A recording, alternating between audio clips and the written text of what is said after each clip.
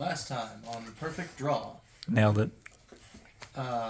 Elena woke up late for class after hearing her alarm clock go off for what seemed to be an hour, and was rescued and taken to class by Conrad, who picked her up in a private helicopter.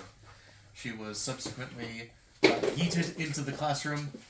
There may or may not have been cartwheels involved, along with a messed up vault over a desk, which involved personal injury. Elena ended up taking a history test and failing the first time, but was asked to stay after class and was coached on some of the questions she messed up on, and ended up passing the test overall.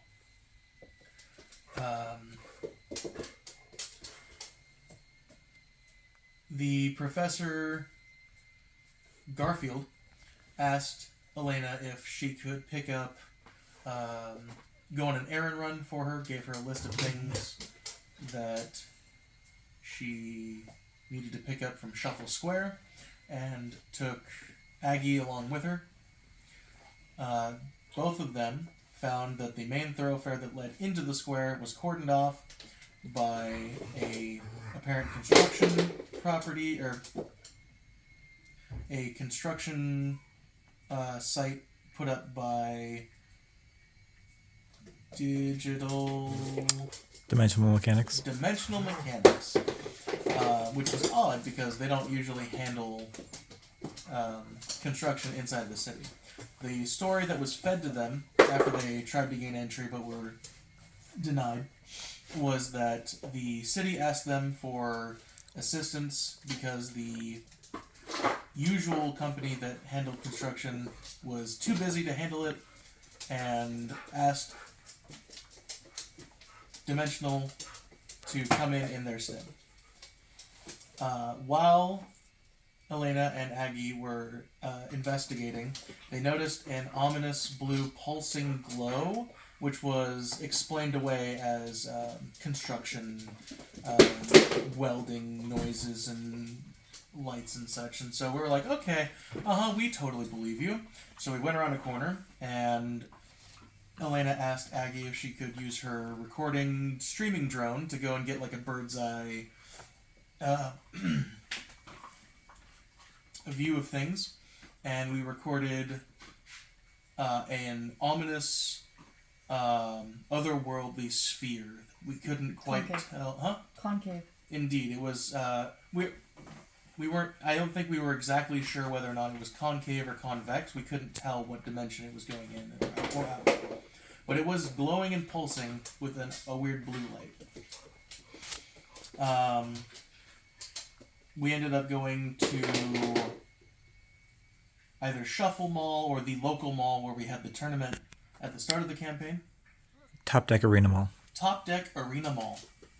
To get the list of items the professor asked Elena to get, and we ended up running into some advocates of the Neo-Athenian Church. Yes. Cool. Where the person who was handing out pamphlets and hey, come join our church, they ran basically right into us as soon as Aggie and I decided, maybe they'll ignore lesbians, and we started to we linked arms and we're skipping away, ha ha ha ha, but because they're Greek, gay is the norm for them, so they were ooh, bing, right to us. And when we were maybe we don't want to join the church, it sounds like a cult, they were we can help you be better at card games. And Elena was damn it. You son of a bitch, I'm in. You forced my hand. I'll duel you so you'll leave us alone. I'm already the best.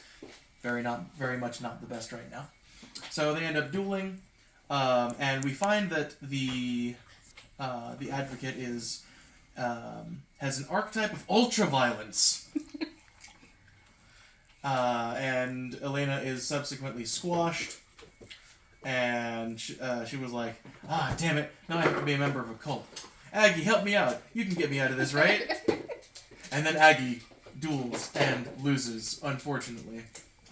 So we both got conscripted into the Church of Neo Athenia, or however you pronounce that, where we were to sign our names off on a contract stating that we would, become church members. Definitely not a cult.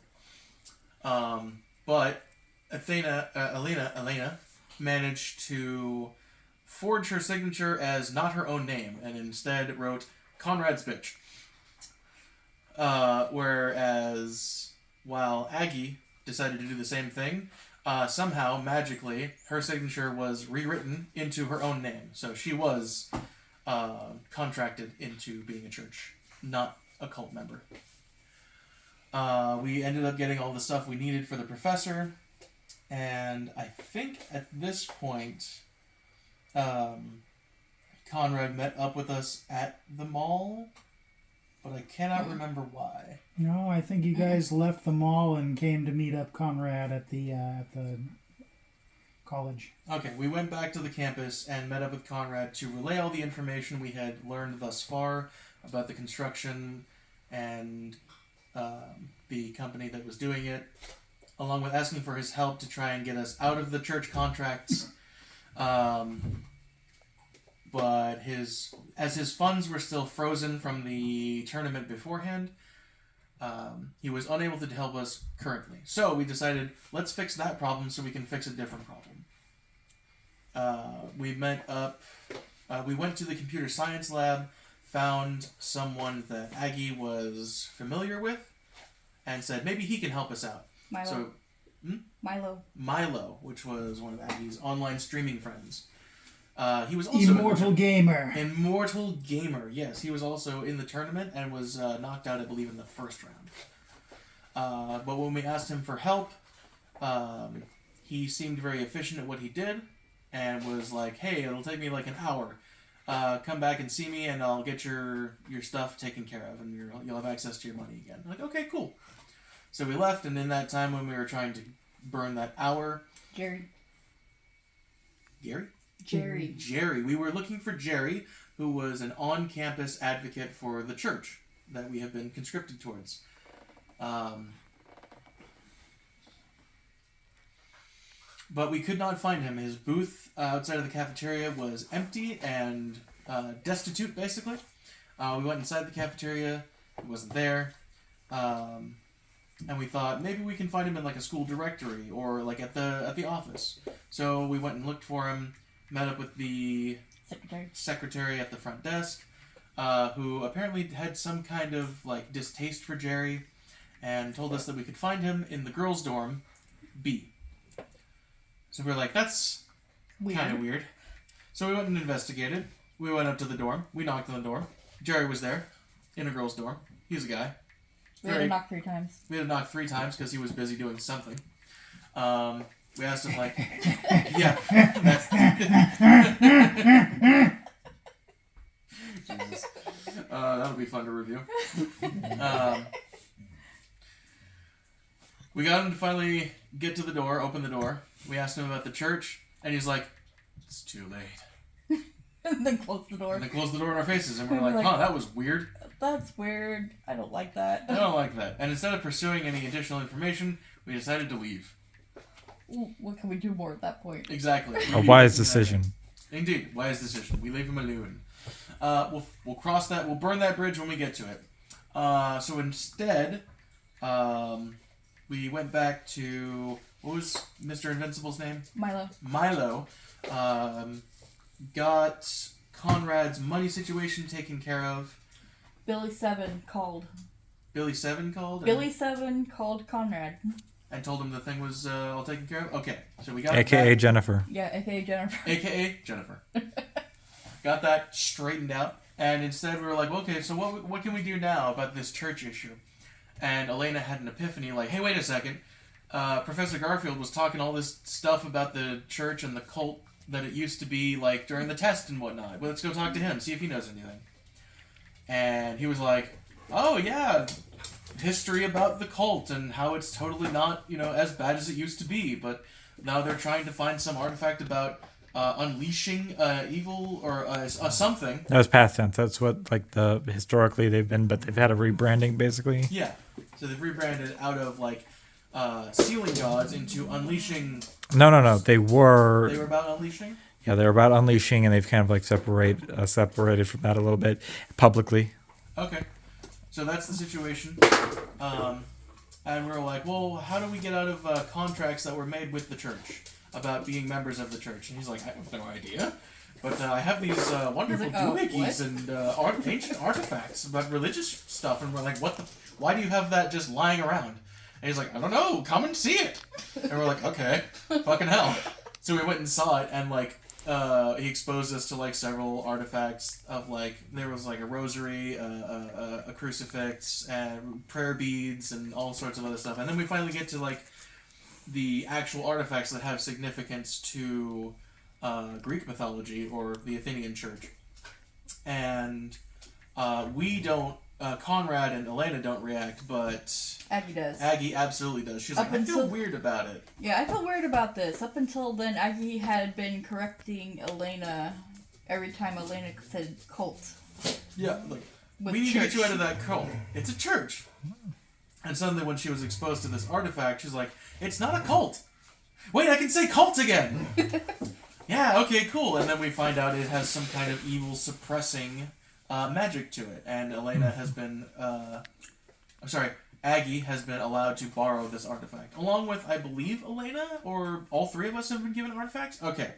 So we've been given artifacts to be borrowed from Professor Garfield, and under the condition that we don't tell anyone where we got them. He wants them returned. And that we return He just. them. Okay. That's what I heard. It's canon now. It's canon now. It's on the dock. Yep. We asked him about like the luchador mask.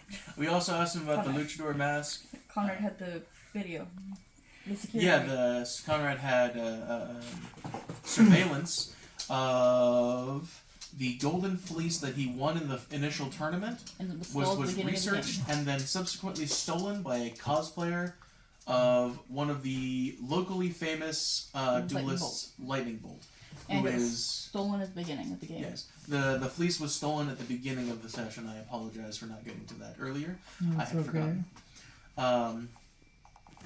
Yes, of note, the Lightning Bolt character is a female duelist. However, the surveillance footage shows a clearly male perpetrator. So we looked him up online, Shafoogle. and we shafoogled crime spree Lightning Bolt. And with those buzzwords going around, yeah, we found a bunch of crime related to Lightning Bolt imitators. So we decided to track down a seedy part of the city near the docks, where we knew Elena recognized that all of unsavory characters and underworld dealings go on, and we found ourselves at like a bar with heraldry of several different like nefarious Organizations. and gangs. And such. Because Conrad was like, let's go to the serious part. Yeah. I'll give you a bonus if you can name the docks. Oh, I love the name of the docks. Hang on. Oh gosh, it was the Mulligan Docks. There we go.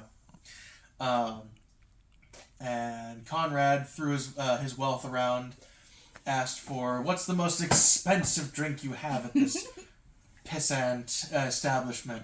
And the bartender said, 20K. 20 grand. 20 grand. Not asking how much it is, I'm asking what it is. It's called 20 grand. Oh. Well, give me the bottle then. And that was a great moment. Ask for information.